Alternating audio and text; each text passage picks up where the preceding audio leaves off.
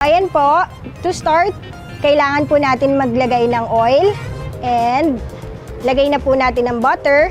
Then next po, yung ating bawang. Gisa na po natin siya. Ayan na po ang sibuyas natin. Isusunod na rin ang carrots at bell pepper. Pagkatapos maggisa, sunod nilang inilagay ang green peas, paminta. So ngayon po, lalagyan po natin siya ng tubig. Sunod nilang inilagay ang oyster sauce. At asukal. Ayan, so lalagyan po natin ng konting egg yellow para po maging makulay lang yung paella natin. Kasi kung wala po siyang ganyan, hindi po magiging maganda yung color niya kung white yung bigas niya. So nilagyan po natin siya ng cornstarch and this is to keep the sticky na consistency nung ating paella. Ayan, meron po tayong mga garlic dyan. Pagkatapos ilagay ang bawang, pwede nang ilagay ang mga sangkap na seafood.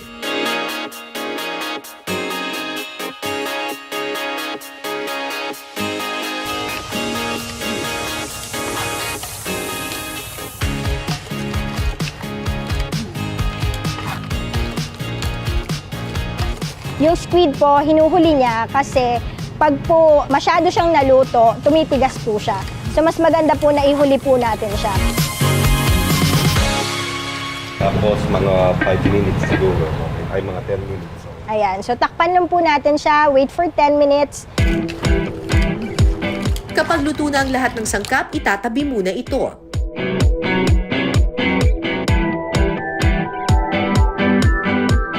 Kukunin po natin yung katas niya and yun po yung mismong ihahalo natin sa ating paella rice para po mismong rice maglasang seafood. Ayan. Sa parehong kawali, iluluto naman ang kanin para manuot dito ang lasa ng mga seafood.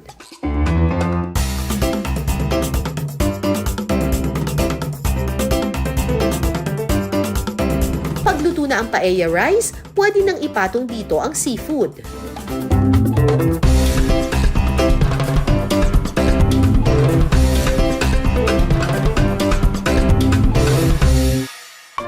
Excited na akong tikman itong seafood paella. Grabe! Kalain mo, yung mga binili natin sa sa palengke na hipon, pusit, tahong, ayan, nandito na sila ngayon. Siyempre, lagyan natin ng konting lemon. Tapos may pa-surprise pa, oh.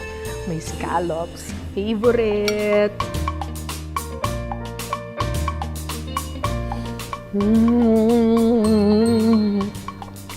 Hala, ang sarap.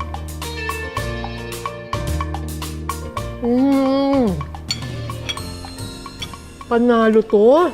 Walang lansa at all. Hindi siya malansa kasi alam mong fresh na fresh yung ingredients.